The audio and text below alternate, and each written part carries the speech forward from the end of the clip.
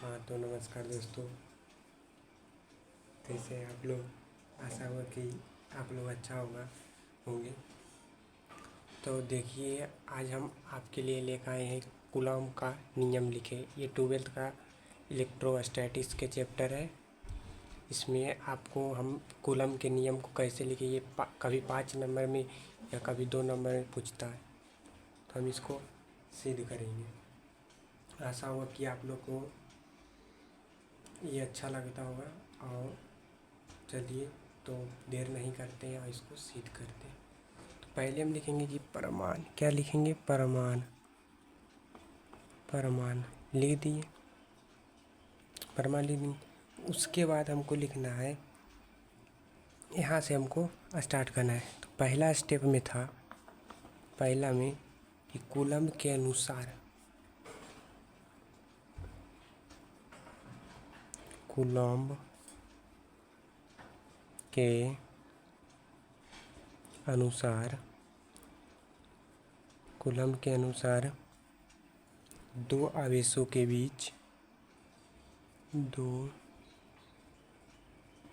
आवेशों के बीच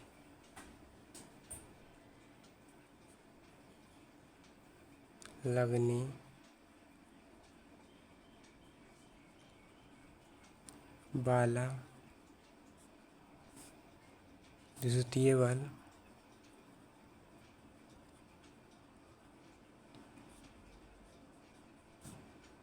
विद्युतीय बल उनके परिमाण के गुणनफल के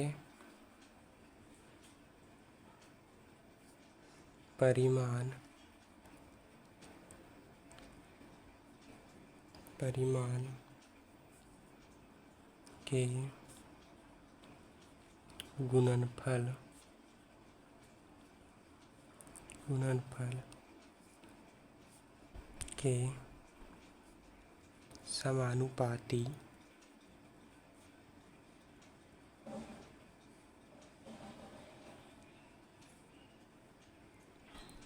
होता है। तो कूलम के अनुसार अगर दो आवेशों के बीच लगने वाला विद्युतीय बल उनके परिणाम के गुणनफल के समानुपाती होता है। ये कूलम किसके बारे में? आवेश के बारे में बताए थे कि दो आवेशों के बीच जो विद्युतीय बल होता है, उनके जो परिणाम होता है, परिमाण के गुणनफल के समानुपाती होता है।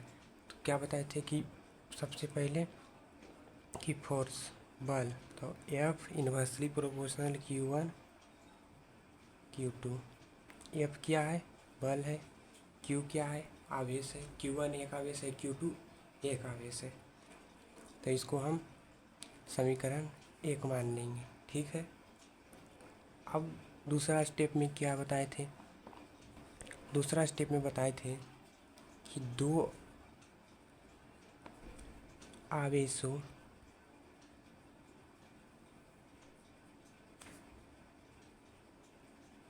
बीच लगने वाला कूलॉम बल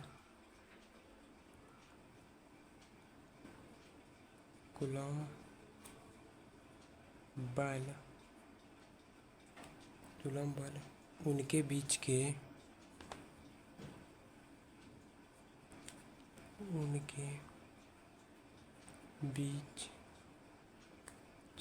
दूरी के वर्ग के व्युत्क्रमानुपाती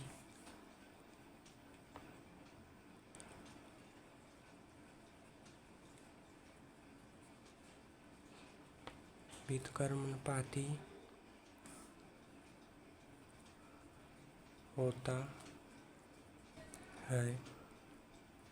तो क्या बताएं कि दो आवेश, एक Q1 आवेश है, एक Q2 आवेश है।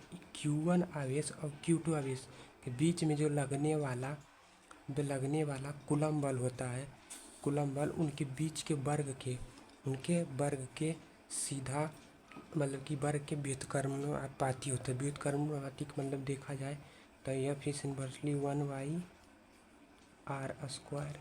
समीकरण 2 इसको मानिए। यहाँ तक तो ओके होगा। अब देखिए हम यहाँ से लिखेंगे कि बी हैव, मतलब हमारे पास समीकरण 1 समीकरण 2 है, ठीक, बी है। अब फिर हम इसके आगे देखेंगे।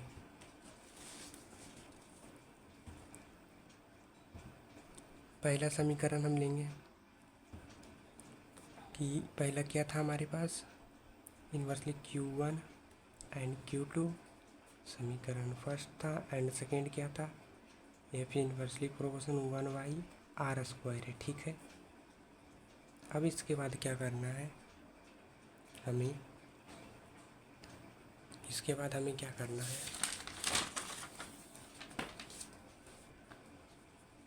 कि इक्वेशन मतलब कि समीकरण, तो यहाँ लिखेंगे समीकरण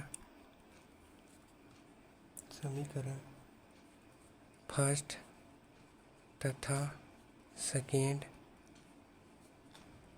से, ठीक है। तो पहला समीकरण क्या था, तो जब हम ये दोनों समीकरण को लेंगे तो F तो F ही आ जाएगा, F तो F ही आ जाएगा, क्योंकि देखो पहला समीकरण में क्या था, F inversely proportional Q1 Q2 और दूसरा था F is inversely proportional to 1/r²। अब देखो कि ये फोर्स है तो फोर्स आ जाएगा, तो यहाँ क्या होगा, फोर्स इनवर्सली प्रोपोर्शनल हो जाएगा। उसके बाद देखो Q1 Q2, जब ये दोनों को लेंगे ना तो ये r² नीचे ही रह जाएगा, Q1 Q2 एक की जगह तो Q1 Q2 आ जाएगा। F इनवर्सली प्रोपोर्शनल क्या हो जाएगा, Q1 एंड Q2। यहाँ पर नहीं आएगा, मतलब कि F है तो 2F है तो 1F रख दिए, और Q1 Q2 है तो 1/r² है। जब LCM लेंगे तो Q1 Q2 ऊपर आ जाएगा, r² नीचे हो जाएगा, तो यह फिर इन्वर्सली Q1 Q2 और बटा r²। यहाँ तक आशा होगा कि आपको क्लियर होगा, ठीक, ओके।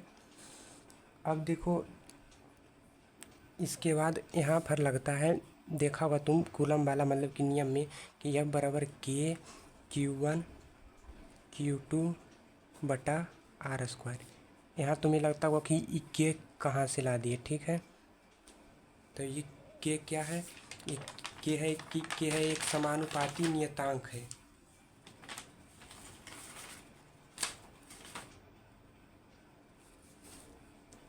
K क्या है, कूलम्ब कांस्टेंट। कूलम्ब कांस्टेंट मतलब कूलम्ब नियतांक है, समानुपातिक नियतांक है। अब देखो K है नहीं तो K का भी मान होता है, यही K कूलम्ब लगाए थे, तो K का जो मान होता है, K का जो मान होता है K का, वो होता है 1/4 इप्सिलेंट नॉट होता है, 1/4 इप्सिलेंट नॉट होता है। अब इसको देखा जाए तो जब इसको जो पूरा मान एक माना होता है 9 × 10⁻⁹, जब इप्सिलेंट नोट का मान रखोगे और पाई का 4 को काटोगे तो 9 × 10⁻⁹ आ जाएगा। अब देखो तो ये नियम कूलम्ब बताए थे। इसके बाद यहाँ देखो कि F बराबर 1/4 इप्सिलेंट नोट, क्योंकि हम इसके के तो मान हमको पता चल गया, तब के मान हम के जगह रख देंगे, फिर Q1 Q2 बैठा देंगे, तो Q1 Q2 बटा r²। यही नियम कूलम्ब लॉ यही है। देखो K का यहाँ पर नहीं आएगा कि F बराबर K तो कूलम्ब कांस्टेंट है, तो कूलम्ब कांस्टेंट कूलम्ब नाम वैज्ञानिक देते तो K लगा दिए। अब यार K के मान क्या होता है, तो K का मान 1/4 इप्सिलेंट नोट। इसका जब इसको हम इक्वेशन बनाएंगे तो यहाँ पर 9 × 10⁻⁹ इसका आ जाएगा। तो पूरा वहाँ पर देखो 1/4 इप्सिलेंट नोट इंटू Q1 Q2 बटा r², ये इतना रह जाएगा। इप्सिलेंट नोट का मान रखोगे, जितना आवेश दिया रहेगा कूलम्ब लॉ के नियम काम कर जाएगा। तो आशा हुआ कि यहाँ तक आपको समझ में आया होगा। तो वीडियो को लाइक शेयर ज़रूर करें, साथ में कमेंट करके बताएं कि आपको कैसा लगा, कहाँ पर डाउट है, कमेंट ज़रूर करें। Thank you.